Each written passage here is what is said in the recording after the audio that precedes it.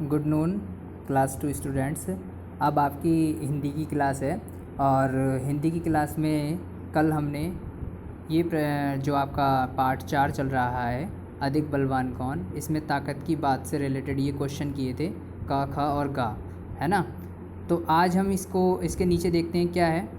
तो क्या होता, ये जो हेडिंग आपको दी हुई है तो क्या होता, इसको समझते हैं। इसमें लिखा है कि मान लो कि हवा ने कहा जो मिट्टी में गड़े इस तंबू को उखाड़ दे वह ज़्यादा ताकतवर होगा।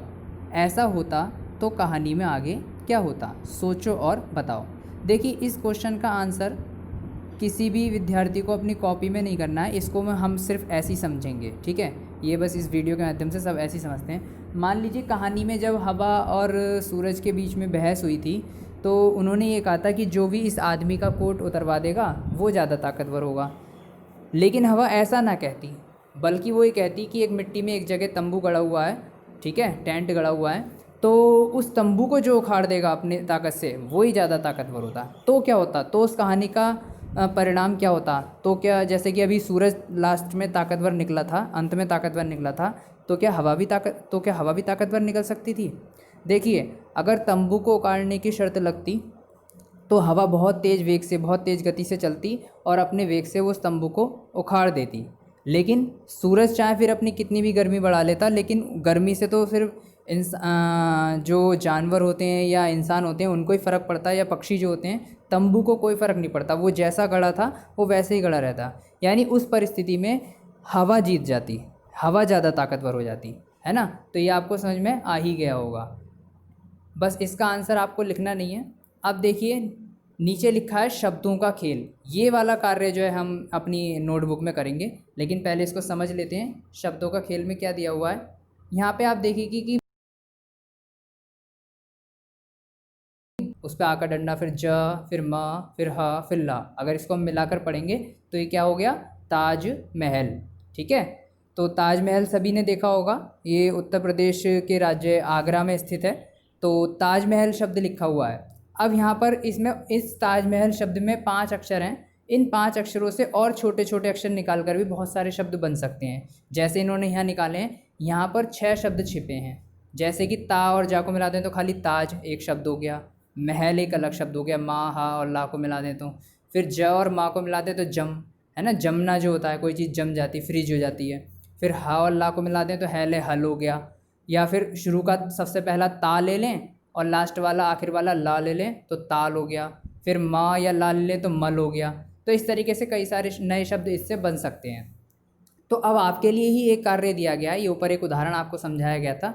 अब यहाँ इसके लिए नीचे आपके लिए एक कार्य दिया गया है कि नीचे लिखे शब्द में तुम भी इसी तरह 8 शब्द ढूंढो। कितने शब्द ढूंढने, 8 शब्द। अब नीचे आपको शब्द क्या दिया हुआ है बॉक्स में, कमल, कमल, ककड़ी, ककड़ी, कमल ककड़ी। अब इस कमल ककड़ी शब्द से आपको इसमें से कुछ अक्षर लेकर 8 नए शब्द बनाने हैं। तो ये वर्क आपको करना है। अभी मैं आपको इसका आंसर दिखा दूंगा वैसे कि किस तरीके से आप कर सकते हैं, लेकिन आप उनके अलावा भी और भी अगर आप कोई वर्ड बना सकते हो तो वो भी आप बना सकते हैं। फिर अगला है एक के बदले दूसरा।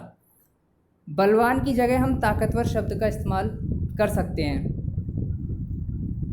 नीचे लिखे शब्दों की जगह तुम और कौन कौन से शब्द चुन सकती हो। जैसे बलवान की जगह पे हम ताकतवर शब्द बोल सकते हैं, बलवान को ताकतवर भी बोलते हैं। तो ये जो नीचे शब्द दिए हुए हैं इनको और क्या बोल सकते हैं ये हमें देखना है। जैसे अधिक को, फ़ायदा को, नमस्कार को, या शरीर को, झगड़ा को, सर्दी को, ठीक है। तो आइए देखते हैं इनके आंसर क्या हैं। तो देखिए, नीचे लिखे शब्द में तुम भी इसी तरह के 8 शब्द ढूंढो। अब ये जो कमल ककड़ी वर्ड था, अब इसके उत्तर देखो, इससे कमल बन गया एक शब्द, शुरू के 3 अक्षर ले लिए। कै में कम ले लिया तो कम बन गया। मैले मल इसमें भी आ गया। फिर का और ला लेके कैले कल बन गया। ककड़ी एक शब्द हो गया, या कड़ी हो गया, या ला और कड़ी लेके लकड़ी बन गया। तो इस तरीके से शब्द आप बना सकते हैं। तो इन्होंने ये 1 2 3 4 5 6 7 वर्ड बना रखे हैं। एक वर्ड आपको और ख़ुद बनाना है इसमें ढूंढ कर, ठीक है, सभी को। फिर एक के बदले दूसरा, यानी जैसे बलवान की जगह हम ताकतवर शब्द का इस्तेमाल कर सकते हैं, तो नीचे लिखे हुए शब्दों की जगह तुम और कौन से शब्द चुन सकती हो। जैसे अधिक को हम ज़्यादा कह सकते हैं, फ़ायदा को हम लाभ कह सकते हैं, नमस्कार को प्रणाम कह सकते हैं, शरीर को देह भी कहते हैं, तन भी कहते हैं, ये भी कह सकते हैं, ठीक है। झगड़ा को लड़ाई और सर्दी को ठंड। तो इस तरीके से अगर आपको और कोई शब्द लगता हो जो आप लिख सकते हो इनकी जगह, तो वो आप अपने पास से लिख सकते हो। तो ये वर्क का फ़ोटो मैं आप सभी को भेज दूँगा। सभी अपनी नोटबुक में साफ साफ हैंड राइटिंग में करेंगे। और आज के लिए बस